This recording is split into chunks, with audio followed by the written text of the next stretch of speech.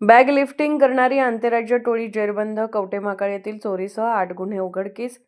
सांगली स्थानिक गुन्हे अन्वेषण विभागाची कारवाई.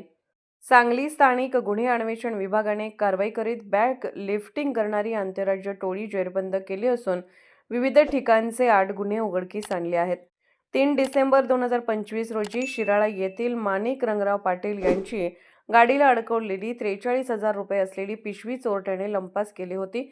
याची फिर्याद पोलिसात नोंद करण्यात आली होती. त्या अनुषंगाने तपास सुरू असता गुप्त बातमीदाराकडून मिळालेल्या माहितीनुसार मिरज येथील सिनर्जी हॉस्पिटल जवळ या गुन्ह्यातील संशयित येणार असल्याची माहिती मिळाल्यावर त्या ठिकाणी 2 मोटरसायकल लावून संशयित थांबलेले दिसले. त्यांची चौकशी करता त्यांनी सलमान रामलू गुडेट्टी वय वर्ष 56 व संदीप सलमान गुडेट्टी वय वर्ष 32 दोघेही राहणार तिप्पा बिटरगुंटा जिल्हा नेल्लोर आंध्र प्रदेश अशी नावे सांगितली. त्यांची अधिक माहिती घेतली असता त्यांनी शिराळा येथे बॅग लिफ्टिंग केल्याचे सांगून कवठेमहांकाळ येथून गाडीच्या डिग्गीमधून 50,000 रुपये व कोल्हापूर जिल्ह्यातील बांबोडे येथून 1,60,000 रुपये चोरल्याचे सांगितले.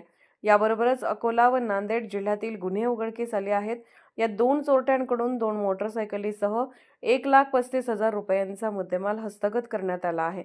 वरिष्ठांच्या मार्गदर्शनाखाली स्थानिक गुन्हे अन्वेषण विभाग सांगलीचे पोलीस निरीक्षक संजीव झाडे, सहाय्यक पोलीस निरीक्षक पंकज पवार तसेच सपना गराडे, सागर लवटे, नागेश खरात, दरिबा बंडगर, अनिल कोळेकर, महादेव नागने, सागर टिंगरे, सतीश माने, संदीप गुरव, संदीप नलावडे तसेच दुर्गा टेकाम व पथकाने कारवाई केली आहे.